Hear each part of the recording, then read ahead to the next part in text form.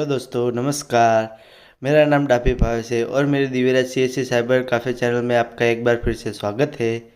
तो आज हम बात करने जा रहे हैं कि पैन कार्ड घर पर कैसे बनाएं, वो भी सिर्फ 5 मिनट में।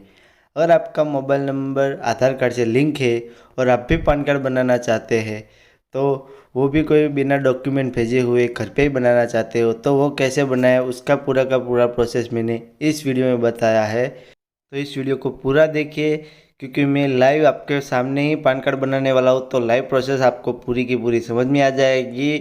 पेमेंट से लेकर KYC तक की प्रोसेस मैं आपको बताने जा रहा हूँ। तो इस वीडियो को पूरा का पूरा देखिए, कोई भी पार्ट मिस मत कीजिए। तो आइए वीडियो शुरू करते हैं। वीडियो शुरू करने से पहले मैं बता दूँ कि आप मेरे चैनल पर पहली बार आए हो तो मेरे चैनल को सब्सक्राइब कर ले, शेयर करें, और आपको कहीं भी वीडियो अच्छा लगे तो मेरी वीडियो को लाइक कर दीजिए। तो आइए वीडियो शुरू करते हैं। तो आपको सबसे पहले तो कोई भी ब्राउज़र में आ जाना है। कोई भी ब्राउज़र में आने के बाद आपको NSDL टाइप करना है। तो मैं यहाँ पर गूगल क्रोम में आ गया हूँ। गूगल क्रोम में आने के बाद मैं यहाँ पर NSDL लिखूँगा। NSDL जैसे लिखूँगा तो यहाँ पर सबसे पहले फर्स्ट में लिंक आ जाएगी ऑनलाइन पान एप्लीकेशन करके। तो यहाँ पर जो फर्स्ट में ऑनलाइन पान एप्लीकेशन NSDL लिखा है उसके ऊपर आपको चले जाना है। जैसे ही आप उसके ऊपर चले जाओगे तो कुछ इस तरीके का आपको पेज दिखेगा। तो यहाँ पर आपको नया पैन कार्ड बनाना है, चेंज करना है या बाहर की कंट्री का है, वो सारा कुछ आपको यहाँ पर दिख जाएगा। तो हमें नया पैन कार्ड बनाना है और हम इंडिया के सिटीजन है, तो पान न्यू इंडियन सिटीजन करके फॉर्म 49A को सिलेक्ट कर लेंगे। यहाँ पर हम इंडिविजुअल सिलेक्ट करेंगे। उसके बाद जो टाइटल होगा श्री SMT कुमारी जो भी होता है वो यहाँ पे लगा देंगे। फिर उसके बाद यहाँ पर जो सरनेम है उसका जो सरनेम होता है वो सरनेम यहाँ पर लिखेंगे। उसका जो फर्स्ट नेम होता है वो फर्स्ट नेम यहाँ पर लिखना है। मिडिल नेम जो होता है वो मिडिल नेम लिख रहा है। और ये डिटेल आपको आधार कार्ड में देख कर भरनी है। जैसा भी आधार कार्ड में दिख रहा है उसी की तरीके से आपको यहाँ पर लिखना है। मिडिल नेम में मिडिल नेम लिखना है, सरनेम में सरनेम लिखना है और फर्स्ट नेम में फर्स्ट नेम। फिर डेट ऑफ बर्थ वो लिखनी है जो आधार कार्ड में है। आधार कार्ड में जो डेट ऑफ बर्थ है वही की वही डेट ऑफ बर्थ यहाँ पर लिखनी है। और ईमेल आईडी आप यहाँ पर कंपलसरी है, ईमेल आईडी आपको लिखनी है, क्योंकि टोकन नंबर और जो आपका पैन कार्ड होगा वो PDF में ईमेल आईडी पे आएगा। तो यहाँ पर आपको ईमेल आईडी सही वाली ईमेल आईडी लिखनी है। और मोबाइल नंबर जो आपका आधार कार्ड में नंबर लिंक है वो वाला मोबाइल नंबर यहाँ पर लिखना है। तो मैं यहाँ पर डेट ऑफ बर्थ लिख लेता हूँ। उसके बाद मैं यहाँ पर ईमेल आईडी लिख लेता हूँ। ईमेल आईडी लिखने के बाद मैं मोबाइल नंबर लिख लूँगा। उसके बाद टिक मार्क जो लगा है वो टिक मार्क लगाने के बाद आपको नीचे दिए गए कैप्चा फिल करना है। कैप्चा फिल करने के बाद आपको यहाँ पर सबमिट करना रहेगा। तो कैप्चा फिल करने के बाद मैं यहाँ पर सबमिट कर देता हूँ। जैसे ही मैं सबमिट करूँगा तो कुछ इस तरीके का पेज आपको यहाँ पर दिखेगा। इस पेज में आपको टोकन नंबर दिखेगा और ये टोकन नंबर जो दिख रहा है वो आपको कहीं पे नोट कर लेना है। वैसे तो ईमेल पे आ जाएगा, पर ईमेल में अगर नहीं आता है तो यहाँ से आप नोट करके लिख लीजिए, क्योंकि ये काम आएगा। अगर आपका कुछ नेटवर्क इश्यू के कारण आपका पेज रीलोड में चला जाता है या साइट बंद हो जाती है तो इस टोकन से आप फिर से वो फॉर्म फिल कर सकते हो। तो मैं टोकन नंबर यहाँ पे कॉपी कर लेता हूँ। फिर कॉपी करने के बाद कंटिन्यू विथ पान एप्लीकेशन फॉर्म लिखा है उसके ऊपर मैं चला जाऊँगा। जैसे मैं कंटिन्यू विथ पान एप्लीकेशन के ऊपर से चला जाऊँगा तो कुछ यहाँ पर आपका जो फॉर्म है वो कुछ इस तरीके से आपका खुल जाएगा। जैसे आपका ये पेज खुलेगा, यहाँ पर आपको 5 स्टेज दिखे जाएंगे। उसमें आपने पहला वाला स्टेज कंप्लीट कर लिया है। अभी आप दूसरे स्टेज पे हो। अभी दूसरा स्टेज ये है कि जिसमें 3 मोड लिखे हैं, अलग अलग मोड है तीनों। पहला वाला जो मोड है सबमिट डिजिटल टुगेदर eKYC, उसमें ऐसा होता है कि जो पैन कार्ड में जो डिटेल वही आएगी जो आधार कार्ड में है, आप उसमें कुछ चेंज नहीं कर सकते। और जो दूसरा है सबमिट इमेज टुगेदर e-साइन, उसमें ऐसा है कि आप मनचाहा फ़ोटो स्कैन करके अपलोड कर सकते हो और मनचाही साइन आप अपलोड कर सकते हो।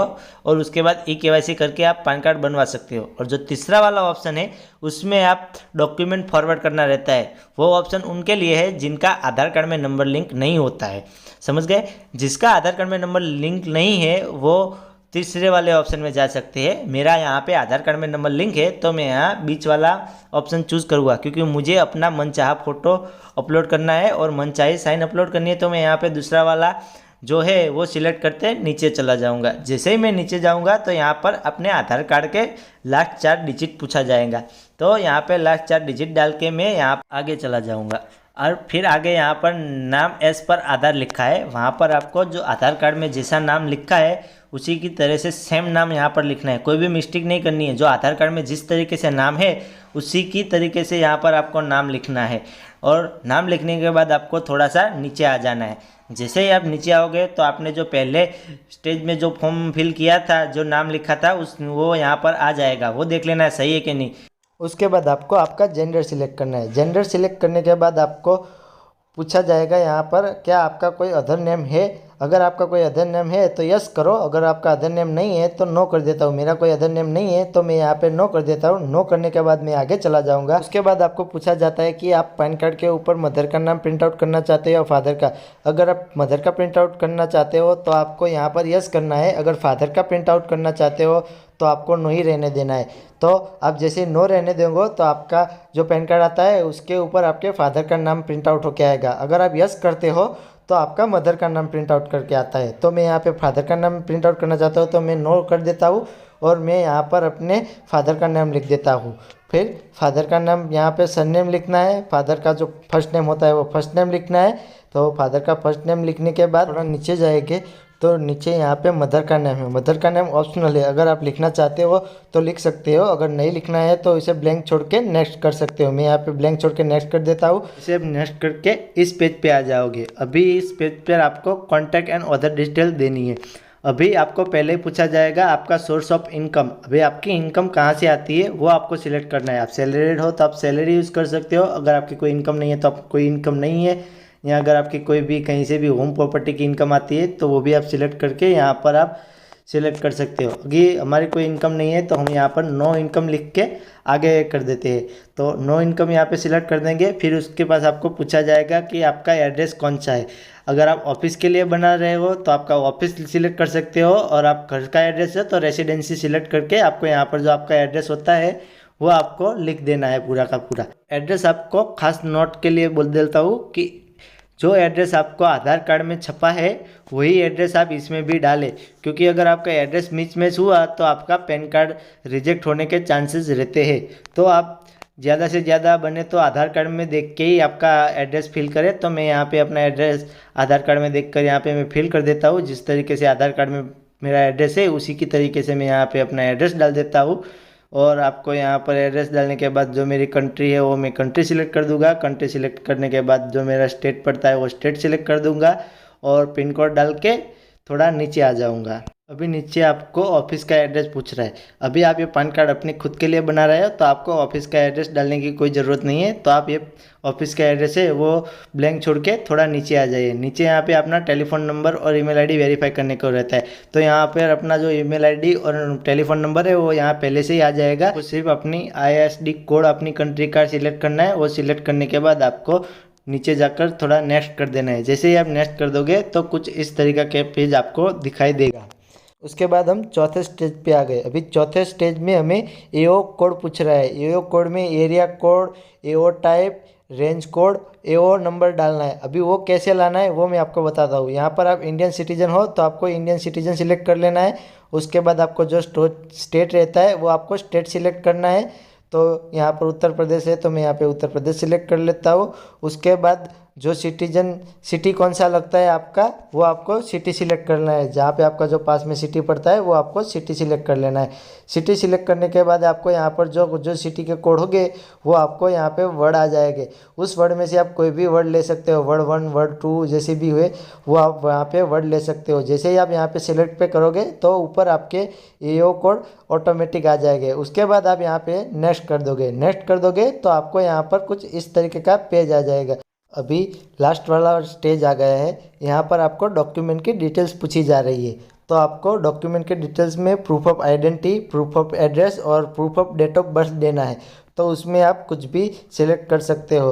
तो फर्स्ट में आधार कार्ड सिलेक्ट कर लेता हूँ, दूसरे में भी आधार कार्ड सिलेक्ट कर लेता हूँ, तीसरे में भी आधार कार्ड सिलेक्ट कर लेता हूँ, क्योंकि मैं सिर्फ आधार कार्ड KYC ही से ही हमें अपलोड करना है। तो आधार कार्ड ही अपलोड करके मेरा पैन कार्ड बन जाएगा। तो आपको भी आधार कार्ड ही अपलोड करना है, सारे में सिलेक्ट करना है और आधार कार्ड ही अपलोड करना है। अब थोड़ा नीचे आओगे तो यहाँ डेकोरेशन फॉर्म आएगा, उसमें आपको हिमसेल्फ सिलेक्ट करना है। तो हिमसेल्फ सिलेक्ट करोगे तो अपना नाम जो है वो यहाँ पे लिख के आ जाएगा।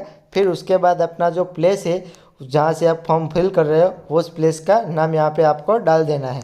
फिर उसके बाद आपका फ़ोटो और सिग्नेचर मांगा जा रहा है। यहाँ पर एक आपका फ़ोटो स्कैन कर लेना है और एक सिग्नेचर स्कैन कर लेना है और वो यहाँ पर आपको अपलोड कर देना है। अगर फ़ोटो और ये सिग्नेचर आपसे अपलोड नहीं हो रहे और कैसे अपलोड करना है वो मैं आपको अलग से वीडियो बना के दे दूँगा, क्योंकि मैं इसमें बताने जाऊँगा तो वीडियो थोड़ा सा और लंबा हो जाएगा। तो यहाँ पर मैं बता देता हूँ, यहाँ पर मैं फ़ोटो और सिग्नेचर है जो है वो मैं यहाँ पे अपलोड कर लेता हूँ। तो यहाँ पे सिलेक्ट में जाकर जो लाल वाला दिख रहा है वहाँ पे सिलेक्ट में जाना है। सिलेक्ट में जाकर जहाँ पर फ़ोटो रखा है वो फ़ोटो सिलेक्ट करके अपलोड के वो ऑप्शन के ऊपर अपलोड कर देगा, तो यहाँ पर आपका फ़ोटो भी अपलोड हो जाएगा। और सिग्नेचर में भी वैसा करना है, फिर आपको अपलोड पे जाओगे तो अपना सिग्नेचर आ जाएगा।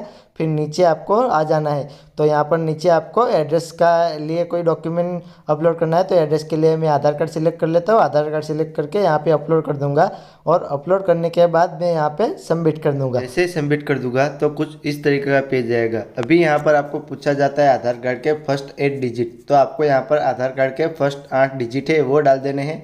फिर आपको पूरा फॉर्म एक बार फिर से देख लेना है कि कहीं पर कोई गलती तो नहीं रह गई नहीं। अगर गलती रह गई है तो अभी आप एडिट कर सकते हो, पर आपने जब एक बार प्रोसेस करके पेमेंट कर दिया तो उसके बाद आप उस गलती को सुधार नहीं सकते हो। तो अभी अभी आप फॉर्म को पूरा देख ले और कोई गलती हो तो अभी अभी आप चेंज कर सकते हो, उसके बाद नहीं कर सकते हो। फिर उसके बाद आपको प्रोसेस के ऊपर टिक कर देना है। प्रोसेस के ऊपर टिक करोगे तो आपका पेमेंट का मेथड खुल जाएगा। अभी यहाँ पर 3 तरीके से पेमेंट कर सकते हो, डिमांड ड्राफ्ट से, online Paytm together Paytm और ऑनलाइन पेटीएम बैंक से भी कर सकते हो। मैं यहाँ पेटीएम से कर रहा हूँ तो बीच वाला सिलेक्ट करके आई एग्री पे टिक करके प्रोसेस पेमेंट के ऊपर टिक कर दूंगा।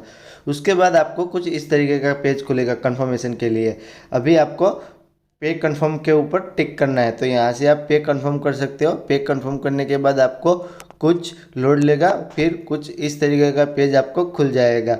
जैसे ही आपको इस तरीके का पेज खुलता है तो आपको यहाँ पर पेटीएम का क्यूआर कोड दिखेगा, तो आपको पेटीएम में जाके वो क्यूआर कोड स्कैन कर लेना है और आपको पेमेंट कर देना है।